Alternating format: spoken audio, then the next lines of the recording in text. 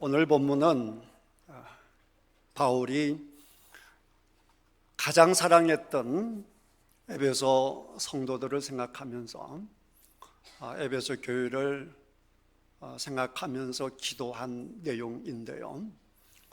저는 이 말씀을 읽으면서 바울이 그토록 하나님 앞에 간절하게 기도했던 이 기도가 저와 우리 태인교회 안에 응답이 되었으면 좋겠다, 간절한 마음이 있습니다.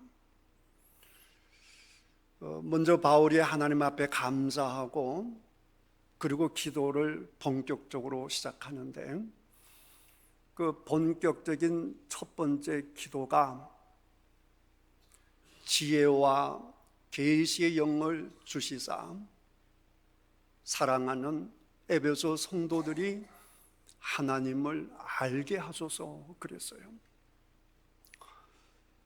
이 시간 가만히 생각해 보면 너무너무 감사해요. 나 같은 사람이 목사로 서임 받는 것이 감사하고, 또 우리 태인교에 나와 계셔서 앉아 계시는 여러분들이 감사하고, 그리고 또 앉아 계신 분들 중에서는 목사님, 솔직히 말해서 예수님이 계시는지 잘 모르겠고요, 또 죽으면 천국과 지옥이 있다라고 하는데 그것도 믿어지지 않고요, 예배드리면 좋다라고 하는데 하나도 좋지 않고요, 복음이라고 하는데 뭐가 기쁜지 저는 하나도 모르겠어요. 그러면서도 앉아 계신 분이 계시니까 그분들에게 더 감사해요. 그런 믿음이 없는데 교회에 나와 이렇게 함께 예배 드려주는 거니까 얼마나 고맙고 감사해요. 우리 그분들에게 감사의 박수를 한번 드리도록 하겠습니다. 넌 왜 믿음이 없니? 넌 왜 그것밖에 안 돼? 이게 아니라, 믿음이 그냥 주어지는 게 아니잖아요. 믿고 싶다고 믿어지는 게 아니잖아요. 누가 정말 살아계신 하나님을 뵙고 성경 말씀이 현실 가운데 그대로 일어난다라고 하는 사실을, 그거를 체험하고 싶지, 그거를 거부하고 싶은 사람은 누가 있겠어요? 잘 믿고 싶은데, 나도 알고 싶은데 안 되니까 그렇게 해서 힘드는 것이지. 그래도 하도 교회에 나오라고 하니까, 안 나면 자꾸 방문을 하니까, 자꾸 전화를 하고 문자를 주니까 나와 주시는 분도 계시니까, 또 가족이 하도 나가자고 하니까 나와 주신 것이니까 얼마나 고맙고 감사합니까? 너무너무 고마운 거죠. 그러니까 왜 예배 시간에 그런 모습을 하고 있어? 그럴 게 아니라, 그럼에도 불구하고 예배 드려주는 당신이 너무너무 고맙습니다, 이런 마음을 갖는 여러분들이 다 되시기를 축복합니다. 그리고 바울처럼 하나님, 정말 저분이 하나님을 알 수 있도록 해주십시오. 정말 저분에게도 지혜와 계시의 영을 부어주어서 우리 주님을 알게 하여 주시옵소서. 그런 기도를 간절히 하기를 원하고요, 한 명도 예외 없이 여기 계신 모든 분들이 하나님을 알게 되는 그런 은혜가 있기를 주님의 이름으로 축복합니다. 이 편지를 썼던 바울 자체가 이전에 하나님을 몰랐어요. 근데 정작 본인은 하나님을 너무나 잘 알고 있다라고 생각했습니다. 나는 하나님께 대하여 박사다, 이렇게 생각했어요. 정말 많은 지식이 있었으니까. 그래서 한 짓이 뭐냐? 하나님이신 예수님을 박해 있습니다. 자기 지식으로 내가 아는 것으로. 그러니까 내가 지식적으로 안다라고 해서 아는 것이다 이렇게 생각하면 큰 착각이고요. 혹시 환상 가운데 내가 주님을 봤다라고 해서 또 안다라고 해도 그거 역시 착각이에요. 우리 예수님께서 부활하셨습니다. 엠마오로 가는 두 제자와 함께 걸어갑니다. 예수님을 보았어요. 예수님과 함께 대화를 했어요. 그런데 예수님인 줄 몰랐습니다. 부활했을 때 제자들이 예수님을 몇 번 뵀어요. 보면 뭐합니까? 잠깐 나타났다가 사라져버리는데 예수님의 실체를 몰라서요. 그러니까 고기 잡으러 가잖아요. 예수님 실체를 몰랐어요. 그러니까 내가 봤다, 내가 들었다, 내가 공부했다라고 해서 내가 예수님을 안다 착각하면 안 되는 거예요. 제일 안타까운 것은 바울이 예수님을 몰랐듯이 목사가 예수님을 모를 수 있어요. 성경은 박사일 수 있죠. 예배가 어떤지, 설교가 어떤지, 기도가 뭔지 너무나 잘 알 수가 있죠. 그러나 실체를 모를 수가 있는 거예요. 그 대표적인 인물이 이 기도하고 있는 바울이니까. 목사도 하나님을 모를 수 있다고 한다면 장로님도 모를 수 있는 거예요. 권사님도 모를 수 있는 거예요. 그럼 우리는 하나님을 모르는 채로 목회할 수 있고 하나님을 모르는 채로 교회를 위해서 열심을 다하여 충성할 수 있습니다. 정말 열심히 충성할 수 있습니다. 그런데 정작 하나님을 모른다. 이거 너무너무 억울한 것이죠. 이 다음에 주님 앞에 갔는데요, 나는 너무나 충성했기 때문에, 목숨 바쳐 충성했기 때문에 하나님 저 왔어요 이렇게 대답하는데 정작 하나님은 네가 누군데? 그러면 이보다 억울한 게 어디 있겠어요? 차라리 내가 목사가 되지 말걸, 장로가 안 될걸, 권사가 안 될걸. 얼마나 창피하고 부끄럽겠어요. 그러니까 내가 지금 하나님을 정말로 알고 있는지,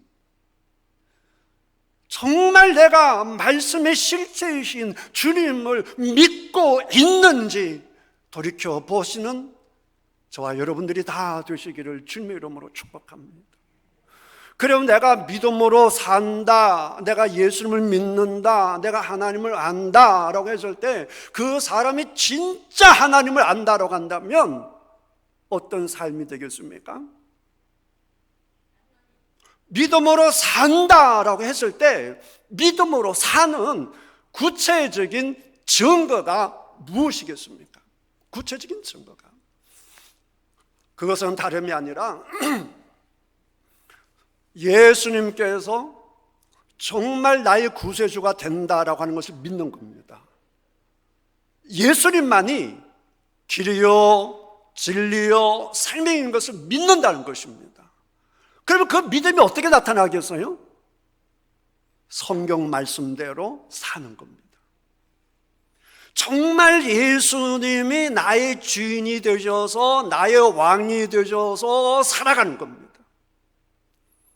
내가 직장 생활을 하는데 모든 사람들이 성경 말씀에 어긋난 길을 가면서 좋아하면서 우리 이렇게 하자라고 해요. 그렇게 가야 내가 불이익을 당치 않습니다. 그래야 나에게 보너스도 생깁니다. 그런데 예수님께서 싫어하시는 거예요. 성경 말씀에 어긋나는 거예요. 내 왕께서, 성령님께서 예수님이나 성령님이나 하나님이나 말씀이나 동일하신 분이시니까 말씀이 내 가슴을 칩니다. 나 그거 싫어하는데. 그랬을 때에 세상에서, 직장에서 내가 어떻게 될 것이냐 이걸 생각하는 것이 아니라 나의 왕 하나님께서, 말씀이 성령님께서 지금 나에게 싫어하시는구나, 다른 길을 선택하라는구나 라고 했을 때 내가 사는 길이 직장 따라가는 것이 아니고 사람들 따라가는 것이 아니고 예수님 말씀 따라 다른 길로 간다 라고 해서 그렇게 살아가는 그 사람이 믿음으로 사는 거예요. 내가 예수님을 믿음으로 믿습니다, 성경 말씀을 믿습니다 라고 한다면 그 말씀의 모든 내용들이 내 삶의 실질적인 주인이 되어야 된다는 것입니다. 하나님의 성품이 드러나야 된다라고 하는 것입니다. 여러분, 그런 저와 여러분들이 다 되시기를 주님의 이름으로 축복합니다. 정말 하나님을 만나잖아요. 진짜 하나님을 알잖아요. 그럼 무슨 고백을 할까요? 야, 나 똑똑해, 나 다 알아, 이런 고백하지 않습니다. 며칠 전에 큰 세미나가 있어서 가봤는데 강사님이 성경 박사예요. 목사들을 가르치는 박사예요.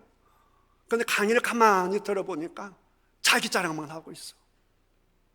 그래서 자기 자랑만 계속 내려놓고 있는 거예요. 그거는 성경하고 어긋난 것이죠. 성경에서 성경 말씀을 주신 주님이 가장 싫어하는 것이 내가 했다 이거거든요. 내가 안다 이거거든요. 그래서 우리 하나님께서 말씀하시기를 무지한 자를 들어서 지혜로운 자를 부끄럽게 하고 무능한 사람을 사용해서 능력 있는 사람을 부끄럽게 하고 없는 것, 천한 것, 멸시받는 사람들을 사용해서 있는 사람들을 부끄럽게 하신다라고 말씀하시면서 왜 그렇게 하시는 거 이유를 밝히기를 자랑하지 못하게 합니다. 그래서 우리 주님께서 구약부터 오늘까지 어떤 사람을 부르시고 사용하셨는고 하니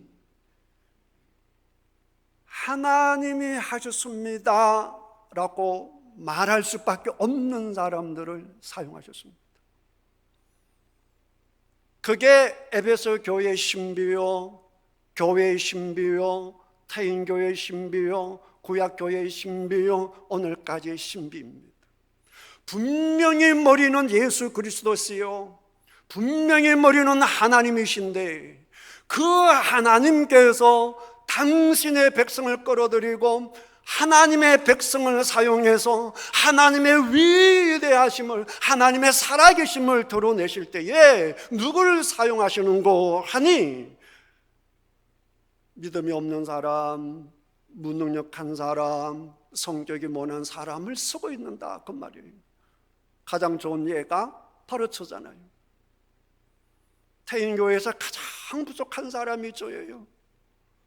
성격이 가장 모난 사람이 저예요. 그래서 하나님께서 저를 쓰시는 겁니다. 이는 성경도 그렇습니다. 여러분, 믿음의 조상 아브라함을 볼까요? 우리는 아브라함을 보면 믿음 그러지 않습니까? 오죽하면 믿음의 조상 아브라함이라 하겠어요. 근데 성경에 보게 되면 아브라함처럼 믿음 없는 사람도 없습니다. 아브라함이 믿음이 없어서 어떻게 했는가? 아브라함이 믿음이 없어서 하나님께서 가나안으로 가라고 했는데요, 그냥 하란에 머물고 맙니다. 아브라함이요 믿음이 없어서요 기근이 생겼을 때 애굽으로 살러 갑니다. 아브라함이요 애굽에 갔는데요 믿음이 없어서요 자기 부인을 동생이라 그랬어요.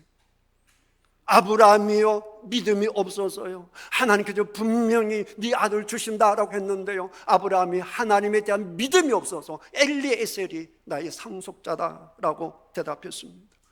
아브라함이요 믿음이 없어서 사라의 몸종을 하갈하고 관계를 해서 자식을 낳고 이 자식이 나의 상속자다 생각했습니다. 아브라함이요 믿음이 없어서요 우리 하나님께서 소돔과 고모라를 멸망시켜 주신다라고 했을 때 하나님께 향해서 하나님 한 사람이라도 있으면 살려주십시오 끝까지 기도하지 않고요. 정말 아브라함이 믿음이 있었다면 어린 한 명도 없어도 하나님 저를 벗으더라도 저 소돔과 고모라를 살려주십시오 이런 믿음이 있으면 좋았을 텐데 10명에 멈추고 말았어요. 아브라함은 믿음이 없었어요. 하나님께서 사라에게 아기를 주셨는데요, 아브라함이 아비멜렉 왕이 무서워서 지금 사라가 아기를 가졌는데 아기를 가진 자기 부인을 내 여동생이라 넘겨줘 버렸어요. 그렇게 믿음 없는 사람이 아브라함이에요. 그런데 하나님께서는 그때마다 이렇게 일러주시고 저렇게 보여주시고 이렇게 가르쳐 주셔서 마지막에는 아브라함도 사라도 이 이삭이야말로 하나님이 하신 것이지 하나님이 아니면 누가 이렇게 하실 수 있겠어. 그리고 하나님 그렇게 예를 통해서 다음 세대를 이어가신다 하시니 하나님께서 예를 죽여도 하나님은 예를 통해서 자손을 계속 번성시킬 거다 했으니 라는 믿음으로 아들을 바치는 것이죠. 아브라함은 여러분들보다 훨씬 못했어요. 여러분들은 하나님 음성 들은 적도 없잖아요. 여러분에게 하나님께 나타나셔서 이렇게 저렇게 말씀하신 적 있었어요? 아브라함은 그렇게 많이 인도하시고 보여주시고 경험하게 하셨음에도 불구하고 그렇게 믿음 없는 생활했던 사람이 아브라함이에요. 이 아브라함을 통해서 하나님께서 우리들에게 뭐라고 말씀하시는 줄 아십니까? 지금 당장 내가 하나님에 대한 믿음이 없다고 걱정하지 마. 하나님 내 믿음은 왜 이렇게 부족해요? 괜찮아. 내가 아브라함을 인도하듯이 내가 너를 인도해서 믿음의 사람으로 만들어 줄 거야 이렇게 말씀하시는 거예요. 할렐루야. 하나님 우리 아들이요 우리 딸이 왜 이렇게 믿음이 없어요? 이 남편이 이렇게 믿음이 없네요. 여러분 주님께서 그러시는 거죠. 아브라함을 봐. 아브라함을 보라고. 그러니까 네 아들의 행위를 믿지 말고 네 남편을 믿지 말고 네 남편을 네 자녀를 인도하실 하나님을 믿어 이렇게 말씀하시는 거예요. 하나님을 바라보시고 하나님 믿는 여러분들 다 되시기를 주님의 이름으로 축복합니다. 그런 연약한 아브라함을 하나님께서 사용하시니까요 놀랍고 놀란 일을 합니다. 창세기 14장에 보게 되면 세계 전쟁이 있어요. 세계 전쟁이.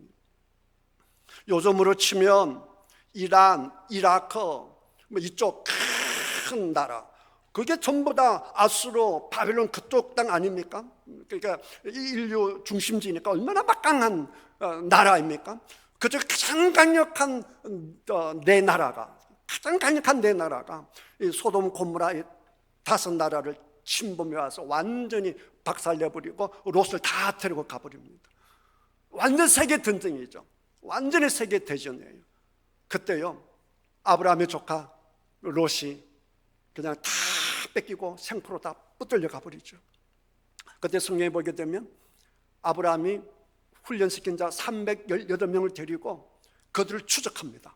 조카를 살리려고. 이게 말도 안 되는 거예요, 여러분. 아브라함이 얼마나 겁쟁인데요. 아브라함은 너무너무 겁이 많아서 애굽 왕한테 자기 부인을 누이라 그랬고 또 그랄 왕 아비멜렉에게도 가서 누이다 그랬던 아주 겉보예요. 그런데 전 세계 대전에서 이긴 그 막강한 군대를 향해서 아브라함이 쫓아간다니까요. 무려 우리나라로 치면 이 광양에서 저 서울까지 추적해가지고 그 군대를 물리치고요 다 롯을 구해옵니다. 이거는 뭘 의미하는 줄 아십니까? 이건 아브라함이 했다 그러면 안 되는 거예요. 318명을 훈련시켰다 이렇게 보면 안 되는 거예요. 그 성경 잘못 보는 거예요. 그러면 318명 훈련 잘 시켜서 그 대군을 물리칠 수 있는 아브라함이라고 한다면 왜 이삭을 엄마 뱃속에 생겼을 때 왜 그 조그마한 나라 왕이 무서워가지고 자기 부인을 누이라고 그러고 자기 부인이 뺏겼겠어요? 그렇게 강력한 아브라함이라고 한다면 말도 안 되는 거잖아요. 그러니까 318명이라고 하는 것은 그냥 숫자예요. 허수아비예요. 이 기드온 300용사하고 똑같은 거예요. 기드온이 너무나 미약한 사람이에요. 근데 하나님은 능한 자야, 강력한 자야 그렇게 말씀하시잖아요. 막 숨어서 무서워서 숨어있는 사람한테 그런 비대한 군사와 전쟁을 하게 합니다. 근데 몇 명이 모이느냐? 32,000명이 모여요. 하나님이 많다. 32,000명하고 미디안 군대 전쟁해서 이기면 뭐라고 얘기하느냐? 우리가 이겼다 이러거든요. 안 되겠어. 다 돌려보냅니다. 무슨 돌려보냅니다. 10,000명 남습니다. 하나님이 또 그럽니다. 많다. 그래가지고 또 나누는 게 300명하고 나머지하고 분간되는 거예요. 그 작은 숫자가 300명이에요. 작은 숫자가. 뭐 300명이 람보다 이렇게 생각하시면 안 돼요. 300명은 호수아비예요. 그러니까 성경에 보게 되면 이 300용사가 어떻게 이기느냐? 나팔, 항아리, 횃불이잖아요. 여러분 그 강력한 군대를 어떻게 칼 없이 이깁니까? 어떻게 횃불로 이깁니까? 누가 이기게 하셨다는 걸 보여주는 겁니까? 하나님이 하셨다는 걸 보여요. 우리 자꾸만 300명이 돼야 된다. 강력한 군사가 아니에요. 강력한 군사는 누구냐? 힘을 빼는 자예요. 따라합시다. 강력한 군사는 힘을 빼는 자다. 내 힘을 빼고 나를 죽여야 내 안에 누가 들어오는 겁니까? 하나님이 들어오시는 것이죠. 그 능하신 능력을 너희가 알았으면 좋겠다. 이게 바울의 기도예요. 이 만만치 않는 세상, 전쟁 같은 세상, 때로는 질병으로, 때로는 인간관계로, 때로는 사업으로 전쟁터 같은 이 세상에 내가 그러면 우리는 죽는 거예요. 교회의 머리는 누구라고요? 예수님, 그리스도, 하나님, 성령님 말씀이에요. 개인도 그러고 교회도 그러고 교회는 철저하게 약한 자가 되어서 내 소리를 죽여서 머리 대신 예수님께 순종하는 모임이 교회가 되는 거예요. 그러니까 우리 교회가 아무리 사람이 넘쳐나고 또 교회를 화려하게 짓고 정말 기가 막힌 프로그램을 해도 전부 다 사람이 하면 태인교회는 교회가 아닌 거예요. 아무리 많은 사람이 있고 아무리 열심히 기도하고 아무리 열심히 섬기고 아무리 열심히 선교를 해도 교회가 아니에요. 머리 대신 예수님이 떠나는 그 순간부터 교회는 썩어 나가기 시작하는 거예요. 사람 냄새가 나는 거예요. 결국은 교회는 죽게 돼 있는 거예요. 성경에 보게 되면 사람이 많다, 교회 건물이 좋구나, 프로그램이 좋구나, 이걸 칭찬한 적은 없어요. 또 그거 안 한다고 화를 내신 적도 없으세요. 하나님이 화를 내시다가 나는 도저히 안 되겠다, 떠나가겠다, 이게 에스겔서에 보게 되면 그냥 성전을 떠나버리는 거예요. 왜 떠났나? 하나님께서 보여주시는데 성전 안에 가증한 걸로, 우상으로 가득한 거예요. 가증한 것이 뭐겠어요? 사람의 생각이에요.